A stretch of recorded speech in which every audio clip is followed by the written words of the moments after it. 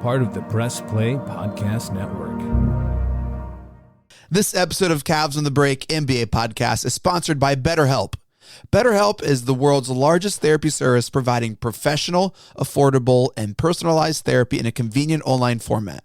BetterHelp removes the traditional barriers to therapy and makes mental health care accessible to everyone. I've been using BetterHelp for the last 3 months, and I have to say, it has been absolutely amazing. Signing up was super simple, and after a brief survey, BetterHelp assigned me a licensed counselor to specifically help me through my problems. The app is super user-friendly and doesn't bog you down with the busy user interface, and you can talk or message with your therapist straight through the app. Valuing your mental health is one of the most important things you can do, and there's no better way to start than BetterHelp. Cavs on the Break is proud to highlight this company and offer a promotional code at checkout. Use promo code CAVSP3 for 10% off your first month with BetterHelp. That's CAVSP3 at checkout for 10% off the first month of counseling with BetterHelp. You will not regret investing in your mental health. This episode of Cavs on the Break NBA podcast is brought to you by our presenting sponsor, Newark Autobody. With winter weather and slick road conditions comes black ice and accidents. And if you've been in an accident and your car needs a little TLC, look no further than Newark Autobody and Zanesville Autobody. Safe, reliable collision repairs is their business. Newark Autobody and Zanesville Autobody is a local, family-run, and veteran-owned business serving Newark, Zanesville, and surrounding areas. And guess what? They work with all insurance providers to make your experience hassle-free. And if you're a U.S. military veteran, even better. Ask about their special discounts for vets at the shop, and they'll be happy to help. Look, it can be hard to find a trustworthy car mechanic, but the people over at Newark Autobody and Zanesville Autobody have you covered. They do. They care for you first and make sure they keep you safe and get you back on the road as quickly as possible. Visit them at autobodyofnewark.com and autobodyofzanesville.com to get your repair started today. You can find those links in our show notes. Their iCar Gold Class team of skilled collision repair technicians will make your vehicle like new again. Again, that's Newark Autobody and Zanesville Autobody, partnering with Press Play Podcasts. Iguodala to Curry, back to Iguodala, up for the layup. Oh, blocked by James. It's over. It's over. Cleveland is a city of champions once again. The Cavaliers are NBA champions.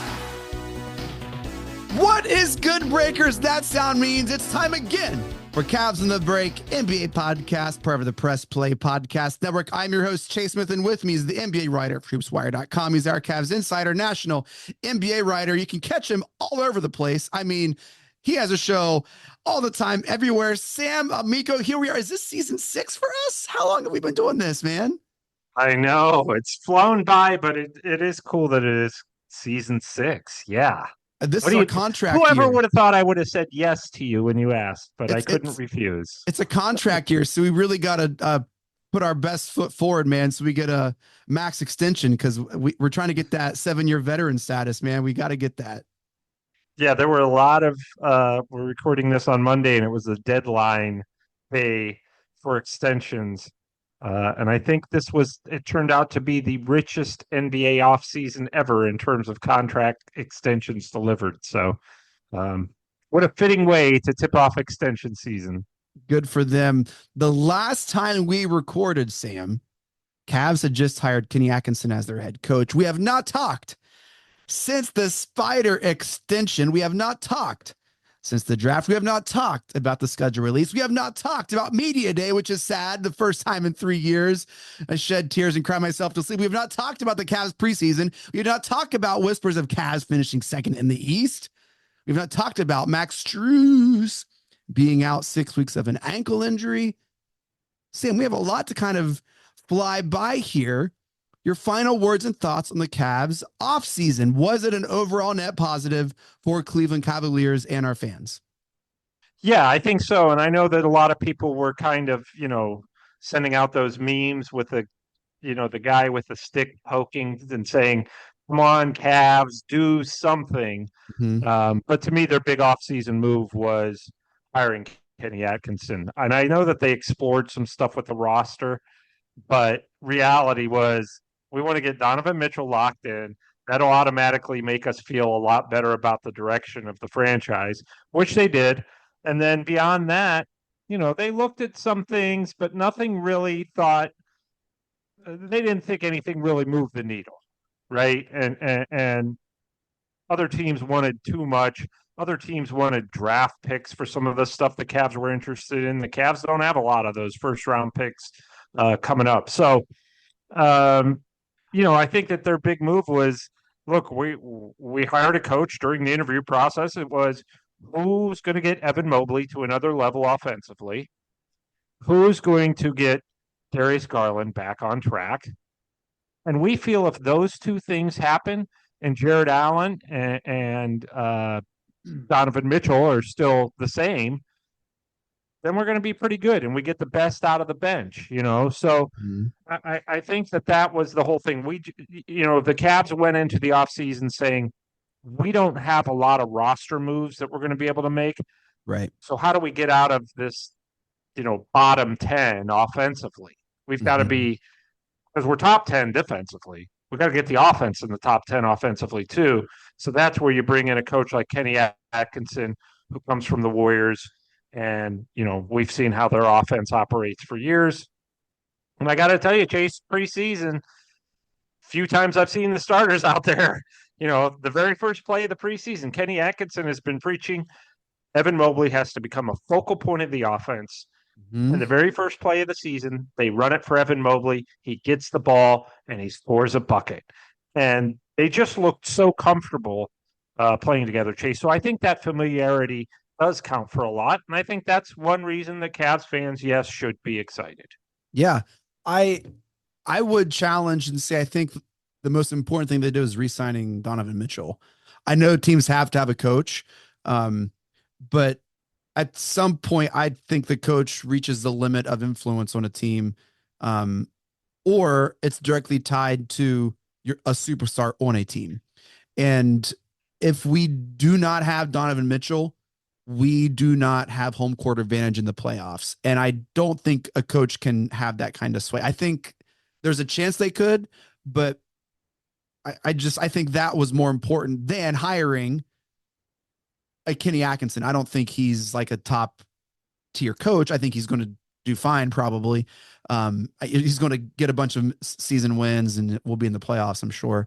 But I think signing Donovan Mitchell was the number one priority. And they were able to do that. And we got him. And seems like he's always knew he's going to be in Cleveland. It didn't seem like it was a relatively hard decision for him to make. I think with that though, Sam, and it's been such a long off season. Garland's camp threatened to have ask for a trade if he's re-signed, and then they rescinded that threat and said we don't know where that came from. I think that's pretty insane because it didn't really come from anywhere other than himself and his own camp. I think Kenny Atkinson's hire helped that a little bit. But yeah, thoughts on Darius Garland and the whole offseason drama with him and his crew. Yeah, that was interesting because when Rich Paul was asked about it, these reports came out. And I mean, this was not like low level reports. This was like Shams and Woj when Woj was still an NBA reporter. And, Rich Paul, when he was asked about it, he did a piece with Chris Haynes from Bleacher Report interviewed him. And Rich Paul didn't come out and say that's not true about Darius wanting to not sign if Donovan Mitchell signs. He just said, he basically said, we're not going to get into that. So I was just like, wow, that's not a no. Right. That was not a denial. Eventually, Darius came out at the Las Vegas Summer League and said, "At Summer League, though, but that's so late in the summer, in July, yeah, right, well after Donovan Mitchell had signed the extension, a couple weeks anyway, and said, I guess that was the first time anybody asked Darius directly, and he just said, "No, man, I don't want to go anywhere. I'm thrilled that Donovan's back. Why would I want to go somewhere else?" So. Who knows where that stuff generated? Maybe, to me, it was kind of like, I don't want to use this podcast to take shots at JB Bickerstaff, but I think the feeling was, the Cavs need to hire a coach who's going to be able to figure out how to get those two to play very well together. Yeah. And I think that was kind of more of a threat towards the coaching hire than actually Donovan Mitchell. That Darius Garland isn't going to resign, so or is going to ask for a trade, I guess, if Mitchell resigns. So to me, it's clearly now in camp. It's long been forgotten, that rumor. Yeah. Um, and I think that Well, in the so far. preseason, Darius has looked good. Kenny Atkinson has looked good in terms of bringing these guys together, and they look so comfortable together. And I think if the Cavs are going to win a title again, they're going to have to do it like the Denver Nuggets did a couple years ago, where Yes. you have a coach and Mike Malone, who not everybody thinks, people aren't like saying, okay, he's the next Phil Jackson. He's an okay coach, everybody Mhm. thinks. But you have a star in Nikola Jokic there, and here in Cleveland, you have a star in Donovan Mitchell. And Chase, you said this like 3 years ago, and I use the line all the time and give you no credit. But whoever has the best player on the court is going to win Well, I didn't like make that up. 80% of the time. And it really is true. And so that's why it was so important to get Mitchell. And you're right. The coach is hiring a coach. You got to have one. It's important. And he does a lot in terms of setting the culture, Hmm. but you got to have the players. The NBA is a players league. Got to have the players. And I feel that the Cavs do. So, and those Nuggets teams, they've been together for 8 years, and everybody's like, when are they going to fire Malone? When are they going to Yep. do this? When are they going to do that? And then they won the Same championship. core. What are they going to do? It's the same core. Yeah. Right. And I mean, So, that's a compliment to be like, hey, this is the team that we kind of see they could resemble. And if they're going to win, this is what they need to be like. There are way worse teams to kind of say, hey, this is the model here. And we don't have a Joker player like Jokic, but I mean, if we're just in the realm of that possibility, then you're going to win games, and there hasn't been a ton of movement aside from the Knicks in the East. And Sam, as well as I do that come March and April, it all comes down to health. Which team is the healthiest? Which team is, geared themselves up for a playoff run? And for any of these top 4 or 5 teams, we saw also the Bucks last year. If your star player gets injured, if a player gets injured, it's going to hurt. Because here's a secret: a lot of these NBA teams, they're not that deep. right. Like we look at the Cavs and we say, oh man, if so-and-so gets injured, what are we going to do? That's every team in the NBA. Like every team is looking to add depth and say, oh man, if Tatum's injured, what's going to happen? Oh man, if Embiid goes down, we're really hearing, oh man, if Butler goes down, what are the Heat going to, like, everyone's looking for depth. And so, I think what the Cavs have done is they do have a core that's going to give you a great chance to be in a position to succeed come March, April, and May. And NBA, I think that's what you need. That's what you need to do. Unless you have a transcendent, like generational player, which doesn't come around all that often. That's what you do. And the Cavs have done it. And we're going to see a lot of wins at home. We're going to see a lot of wins on the road. Because as top heavy as the East is up top, they are woof at the bottom. We'll get into the first week slate here. But there's a lot of wins here for this Cavs team.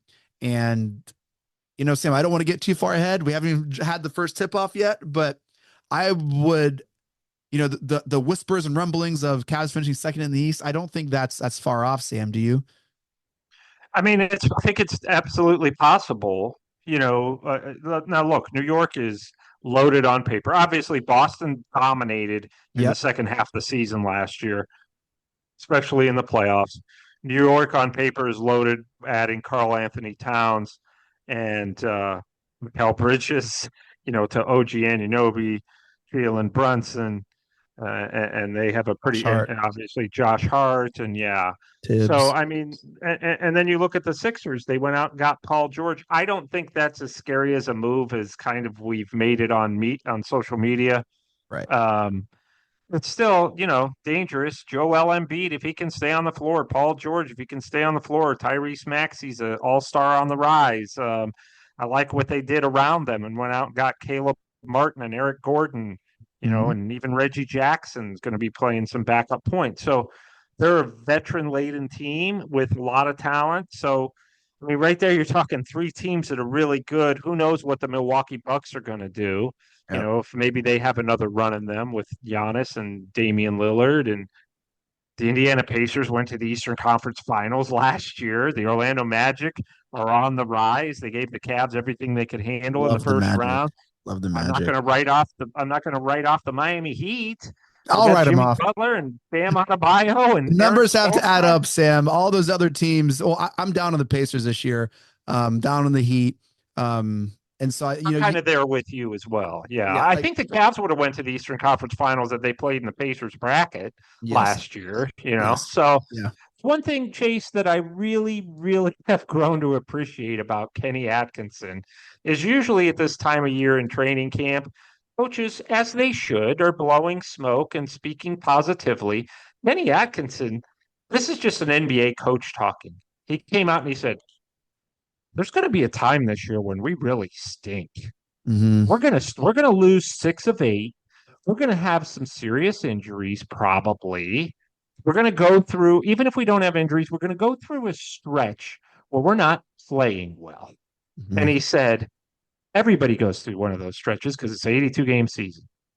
And he said, what matters in this league is how you come out on the other side of that. It's going to happen. How do you come out? And he said, and I look back at the last 2 or 3 years of Cavs teams, and they never rebounded from that time. Yeah. And he said, that's the key. He said, these teams, the Cavs of the past few years, have played their best basketball of the year before the All-Star break. And he said, and you can't do that. Yeah. You got to play your best basketball of the year after. Yep. And he said, so if we have the growing pains or whatever, or some times where we kind of go downhill a little bit, you've got to make that the worst part of your years has to be before the All-Star break. And the Cavs the past few years has been definitely after. And he said, that's what we're going to change. That's what I'm here to change. So I like that, you don't hear coaches say, hey, you know what? We're going to go through a stretch here this year where we really stink. So, buckle up. Yep. But that's really the truth. And it is. It's how do you come out of that? And Chase, we looked last year, the Cavs won 17 and 19 at one point. Mm-hmm. And then February came and then just were clunky and out of sorts and not the same. And we all blamed, Darius Garland, other players, whereas Atkinson is saying, it's not Darius Garland, it's me. How am I using these guys? How am I getting the most out of them? And it's up to me really to get us to play our best basketball when it means the most. So I think that that's something that, it's a lot different than what I'm used to hearing on media days or the first 2 weeks of training camp and the preseason. So yeah, I've liked what Atkinson has brought. He comes definitely with an edge. He's got an edge to him. A little feisty. And he can't. Yeah, I wouldn't want to ask and I love JB Bickerstaff. You could ask him anything at his press conference, and he would, he'd just be polite and professional and calm. And JB, what kind of socks you're wearing? Well, today I've been wearing these black church socks because I thought they would be good. Kenny Atkinson, a little bit different. Levert and Jared Allen, who had played for him in Brooklyn, said, "Oh yeah, they'll let you know when you're messing up." So I think it's a little bit different, a lot different of a voice than the Cavs, this group of Cavs is used to. Well, Sam and Breakers listening everywhere, listen, there are going to be episodes where we're not at our best, Sam. And that's just how it's going to be. For a second. But you know what matters is how we end the episode and who gets the Junkyard Dog Award. That's what matters here is how we come out the end. So you just keep listening. There'll be some clunkers, but there'll be some great ones. We'll do 17 and 19, but then we'll also have a night where it's just like, what are Sam and Chase talking about? Just stay with us, all right? Because we'll get through it. I promise. I promise. All right, I have some questions going into the season, Sam. Can I ask them to you and you just be the voice of, I don't know, reason or the Cavs going into the season? I always hope to add a little perspective, and I'm still in preseason form. Now that you just said all that, I'm still in preseason form, but No, that's fair. I'll get That's out of fair. it here shortly. All right. The first question I have is a lot of the Cavs' success is dependent on on Donovan Mitchell, who last year in a contract year and this year just signed a big, cushy, nice contract. Can Spider continue to dominate the Eastern Conference? Is this someone who's going to continue to be a cornerstone for this team, Sam? Yeah, I have no doubt that he will be. I don't either. I think, just feel like I have to ask it. yeah, no, I mean he's going to have to be, and I think that that's the nice thing about having him. That's another thing Kenny Atkinson said is when everything else falls to pot, you want a guy who can just take over. Mm-hmm. And we saw that last year. Donovan Mitchell scoring 50 points in that Game 6 loss in Orlando. Just really took over the game and kept it somewhat manageable for a little while. Injured too. He wasn't So even fully healthy.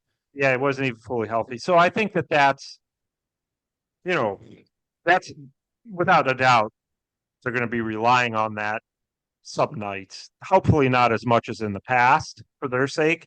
But yeah, there's certainly going to be some nights where it's like, okay, nothing else is working. Just get Donovan the ball, and he's proven that he can do that. Another question I have here, Sam. Can Mobley be a number two? Is this the year we're finally going to see Evan Mobley emerge as the promised one that we've all been hearing about and we've been potting about for 2 or 3 years? Is this finally the year that it happens? That's why Kenny Atkinson was hired. Yep. How are you going to get Evan Mobley to another level? His explanation of how he was going to do it was better than anybody's. Mm-hmm. Yeah, I think, look, the thing about this quote unquote core four is any one of the other three could be a number two for a night. Even Jared Allen. I mean, Jared Allen's been last year, he finished the season so strong, Jared Allen, until he got the broken ribs. But he's a double machine. He doesn't need the ball to be successful or to score. I mean, you're talking about a guy who's like 5 of 7 from the field or 6 of 8 from the field. He's not taking a bunch of shots. Sometimes he scores 20 points on 9 shots. Mm-hmm. So, but I think the idea is if we're the Cavaliers, we want Evan Mobley to always be the threat of, you want the opponent thinking, okay, they have Mitchell and Mobley, not Mitchell and Garland, not Mitchell and Allen. You want to think Mitchell and Mobley are the two guys that we just can't contain. Yep. So yeah, that's the idea behind, the hire of Kenny Atkinson and going into this season. It's look, Mobley and Allen are already elite defensively. How do we get Mobley to that point where he's efficient at all times with the ball in his hands? Yeah. Another question going into the season. Can Darius Garland return to all-star form? That's another big question, Sam, going into the season. That's a huge one. Like. Yeah. I mean, the Cavs very well could have 3 all-stars, maybe 4 if you threw an Allen. I don't know. Totally. I don't know that teams generally have 4, but certainly, Kenny Atkinson said that. I look at it like we should have 2 all-star guards. Mm-hmm. And I think that Darius, just seeing him again, Chase, as you said at the beginning, it's early, mm-hmm. but he has come out and said the joy of basketball has returned for me. I lost my joy playing last year. And you can see it when he's on the court. He's just a different guy. He's a more confident guy, more composed, at least has been in the preseason and in practice. And I think that, they're going to, the idea is to get this offense to be more efficient. And in order for that to happen, you have to have an efficient point guard. Mm-hmm. So he's approached the preseason, what I've seen in the preseason. Now, granted, these are 10-minute stints or whatever, but, he's looked good to me. So I think that, yes, he could be an all-star again. That he has said, I want to shut up a lot of people this year. That's kind of my goal. And he said that a lot of what I heard last year was well-deserved. So, I have to go out and prove it that I can be the player that I believe I can be, which is really an all-star level player. Yep. I just want to let the record show I believe Spider can continue his dominance. I believe that his record, that his contract isn't going to cause him to be lazy. I believe he's going to continue to be that leader. But our team is so dependent on him. I do think Kenny Atkinson can eke out more from Evan Mobley. I do think his plan is going to be successful. I think getting him involved early. I do think that is possible. I don't think Darius Garland is going to make another All-Star team in Cleveland. I think he can play better, but I don't think he's going to be an All-Star.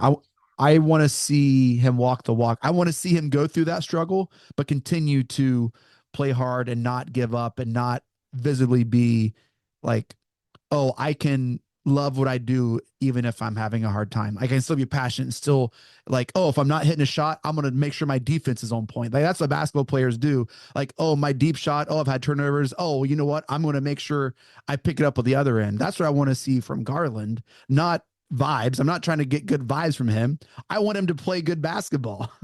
And so I want to see that first. I'm a little more pessimistic about Garland. And I hate being pessimistic, Sam. I do. But I haven't really been super encouraged from what I've seen from him for the past 18 or so months, if I'm just being honest. Yeah, I remember last year you texted and said, when was the last time Darius Garland hit a big shot? And that Yeah. was that was very true because he missed like 4 potential game winners last season. Yeah. And He that's the was, key too. If you're missing all mhm. game, make them when it really, really Yeah. matters and the game's on the line, He So was that's part of your so, point.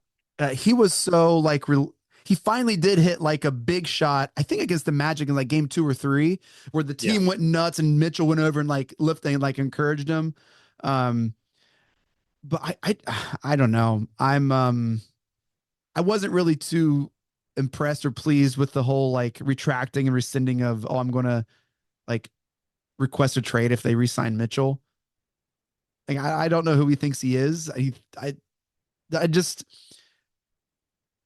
just want him to just to be humble and play basketball and just let your play do the talking for you.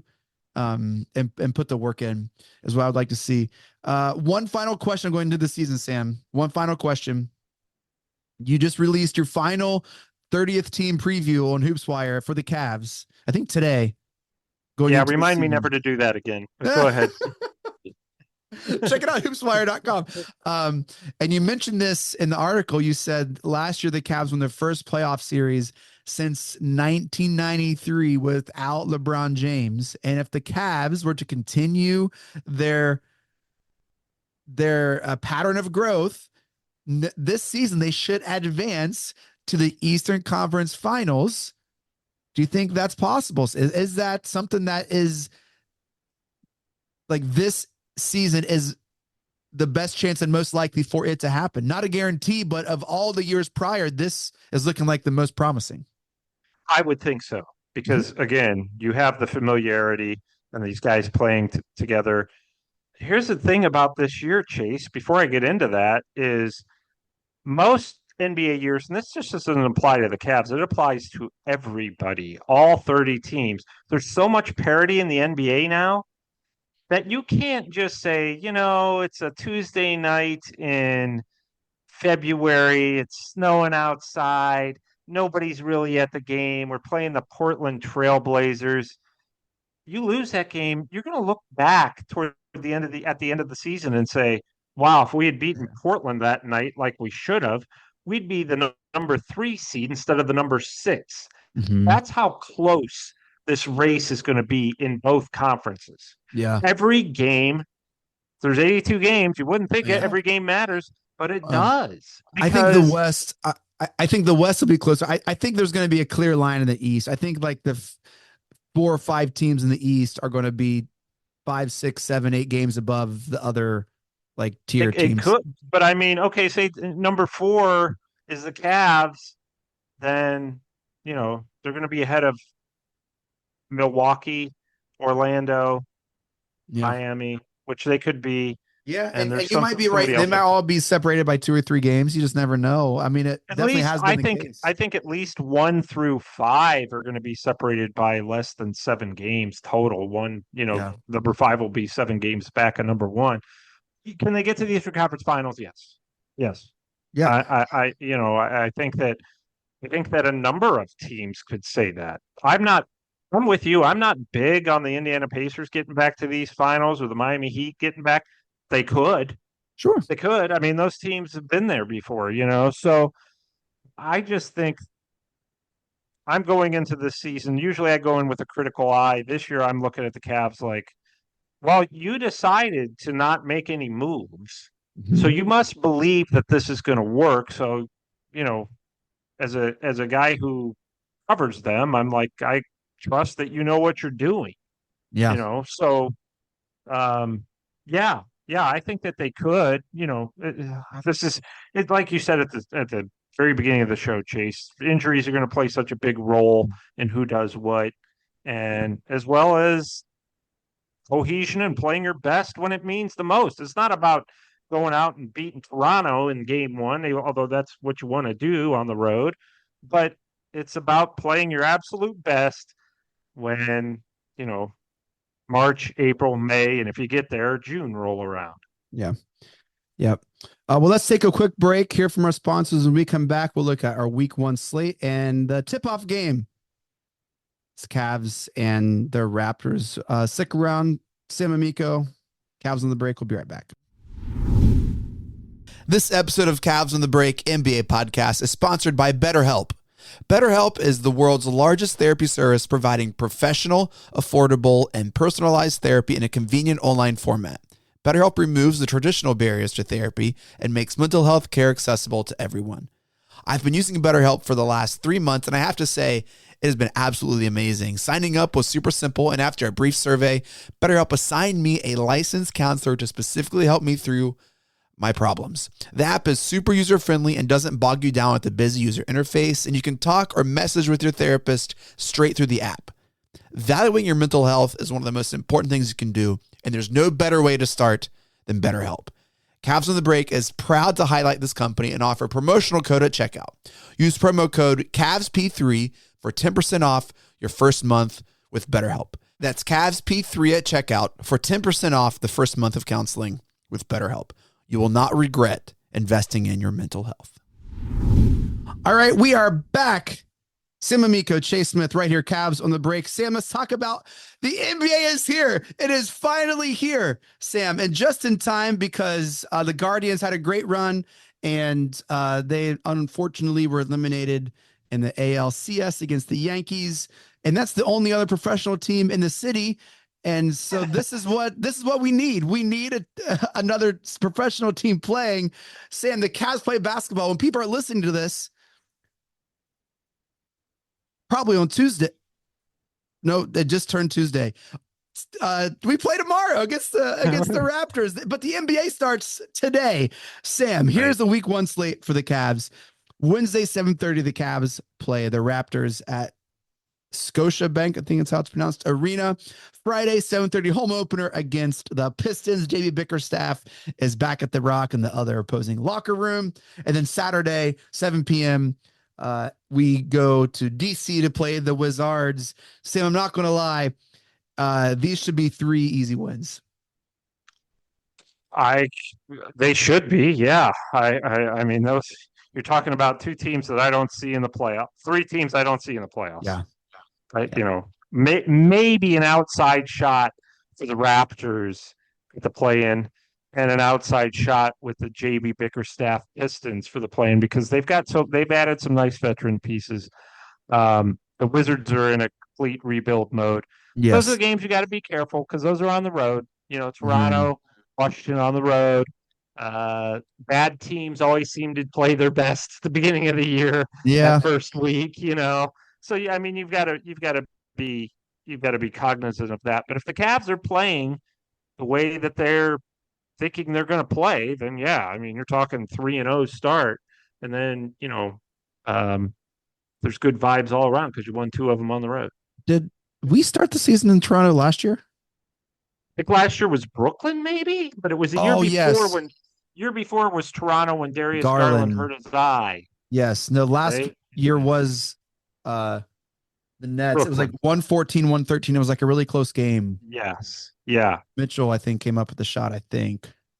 Yeah, it was a real close game, and it went down to the wire. But I think that these Okay. games are probably not going to be blowouts because you are on the road to open. That's always a Yeah, the tough thing. fans are I going to wouldn't be think in it's a it. blowout. What's Uh, that? the fans are going to be in it. I think the Pistons. I think. I mean, it's our home opener, so I think we're going to win. But I think that's going to be interesting.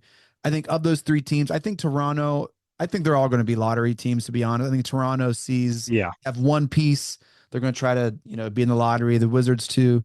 Um, I think the Pistons will give it a couple months, see what's going on if they can have a play in. But I mean, these are going to be bottom tier teams because here's the deal: if we are saying, hey, the Magic are going to be better, if we are saying, hey, the Cavs are going to pick up a couple games, the numbers have to add up, Sam. Some of these, like, you can't just keep saying all these teams are going to be over, right? Like the numbers have to, I think the Bulls Yeah. are going to be down. I think the Hawks are going to be down. Um, Yeah.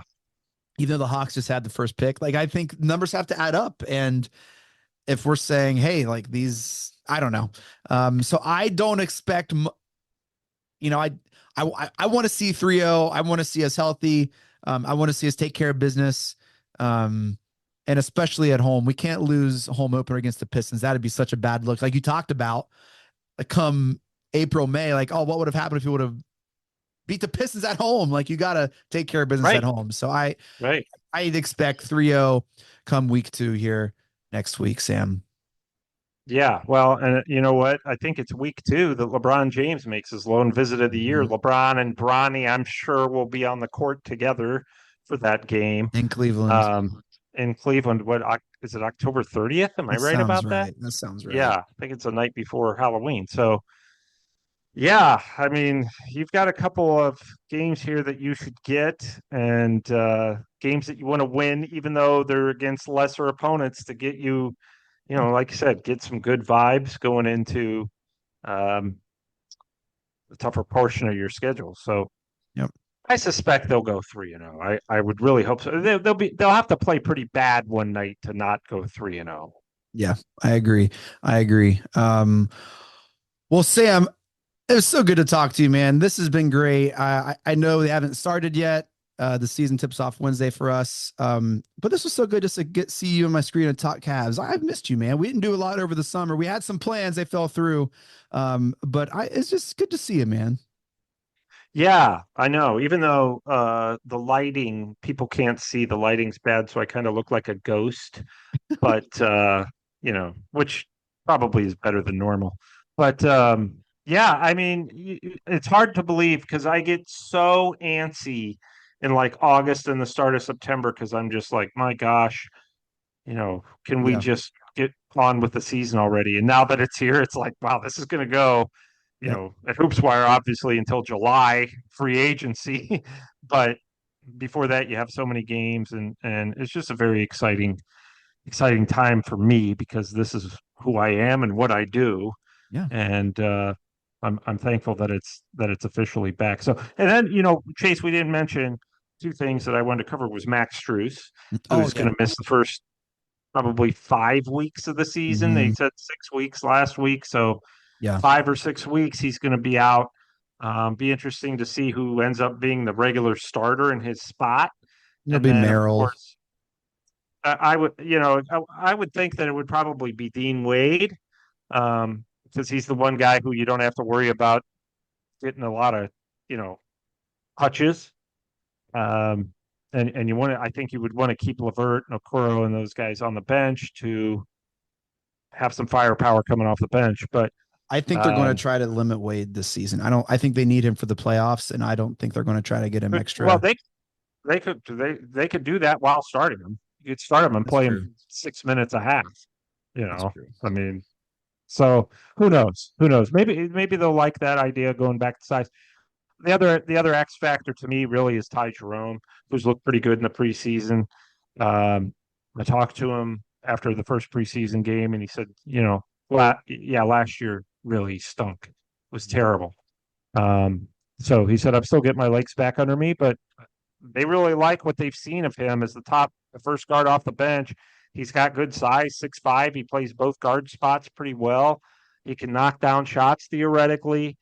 I think he's going to be a big part of what they're doing. When you're talking, look, they're going to play probably 9, 10 guys.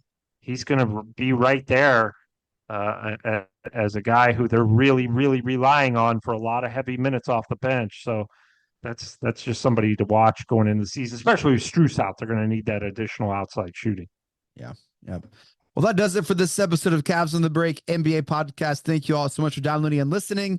Shouts to the Press Play Podcast Network for making this possible, and shouts to our sponsors, BetterHelp. Don't forget to use code CAVSP3 for 10% off your first month of counseling. And remember, you cannot put a price on prioritizing your mental health, especially if you're a Cleveland sports fan.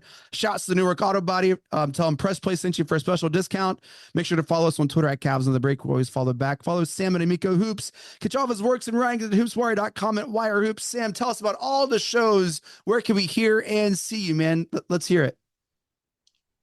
Well, right here on Cavs on the Break, always at HoopsWire, also at 330 to go, Facebook page and YouTube page. I do my HoopsWire live show there. You really want to consider whether or not to log on to that, because that one's video, so you get a look at me. Beautiful. And then I will also be doing a show with Boobie Gibson, former Cav, who for the Big Play Network. Yeah. And that is also video, of course. And you going to their studio? Go to their studio, and it will air occasionally on, I guess it's still called Bally Sports. Whoever's still carrying the Cavs games for a final year, Bally Sports, it'll also air on that. So nice. I'm very excited about that. And yeah, I think that covers it. If not, we'll catch up next time. Yeah. All right. Well, that does it. Sam, I'm going to give you the Junkyard Dog Award for all that you do. And just to add it to your trophy room, just add it to just another notch on your belt, man. So there you go. Start the year off right. Yeah. Like I said, I'm still in preseason form, so that's quite an honor. Thank you. Yeah, Mike Breen, take us out. Congratulations, Cleveland. Your decades-long wait is finally over. The Cavaliers are NBA champions.